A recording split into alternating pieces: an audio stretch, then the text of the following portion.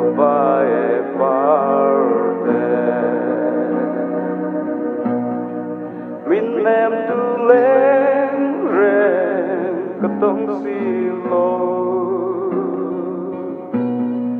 cần lên là con và lên chăm cara anh đi cả lưng tu tông lệ am mô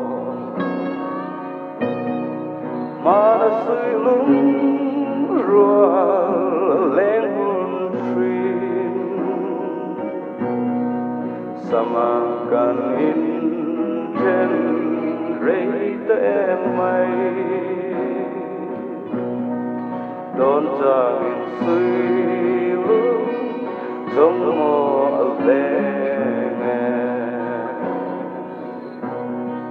nắng lột thiên lại nên tu ăn ôm lô tin kim đón ra luôn lưới con ai lâu âm hiếm mua ăn liếm dâu ta anh đi cả đà răng tông lệ âm hiếm mô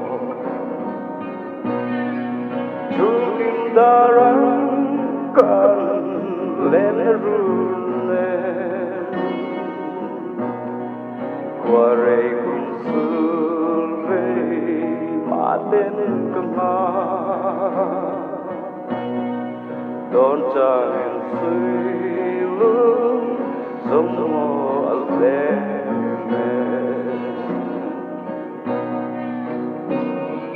chúng tu ni ho liêm dần tay xiang an lối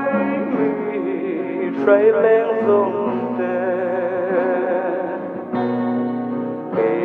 thời gian nghe xiang cất lối thăng van sầu thái rồi lại ăn mô ni mà đã vui cần vắng ai ôm về chiang lâu tình trốn cần cùng lại đi đến ôm in tình ai em mãi cần với dòng cũng sự là đang lô cần nun đang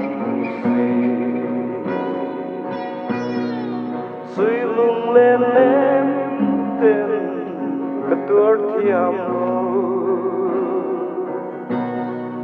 mà ruột dông tên tụt lên ăn ôi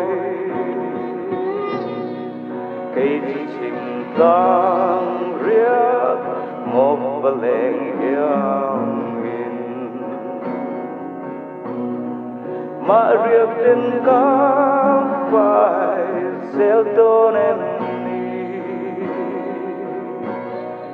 qua rây cùng xuân về mà tên cầm hoa đón ra nghìn suy lung giống mơ lên